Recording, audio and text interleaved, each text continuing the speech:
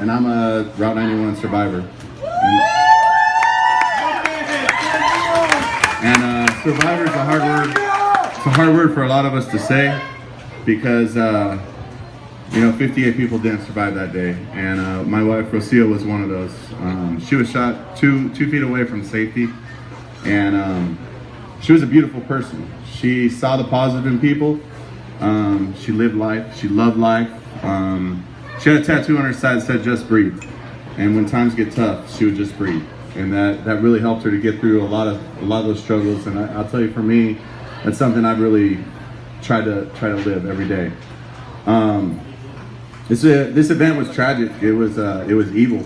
It was a division of our people, of who we are as a nation, and what potential we have to be. And what I look at is, when you look at USA, the first word is united. And I want to tell you about the positive that we've seen from this, because we've seen plenty of evil from it. But the outpour of love, the support, here tonight, people across the nation that I never have the chance to meet, sending prayers, sending thank yous, sending love, sending diapers for my babies. It's an overwhelming feeling. And what I really see in this is that there's a huge positive human spirit there. And people say that it takes a tragedy to bring out the best in us, and I think it's already going the positive. And if we can continue to move the positive in the right direction, we don't have to wait for another tragedy to get going.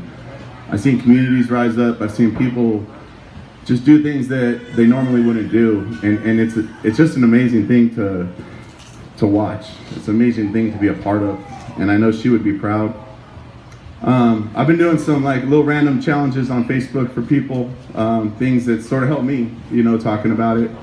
And one of the ones I put up, and I'm gonna throw it out to you guys. So, look, if one of you can do this, then we're making progress. If two of you can, and you tell someone else and they can do it, then we're going in the right direction. But I'm gonna challenge you guys to reach out to someone that has a different belief than you, whether it's guns, religion, race, whatever you want to call it, and just ask them for a few minutes and say, hey, give me 3 to 5 things that you believe so strongly in that for.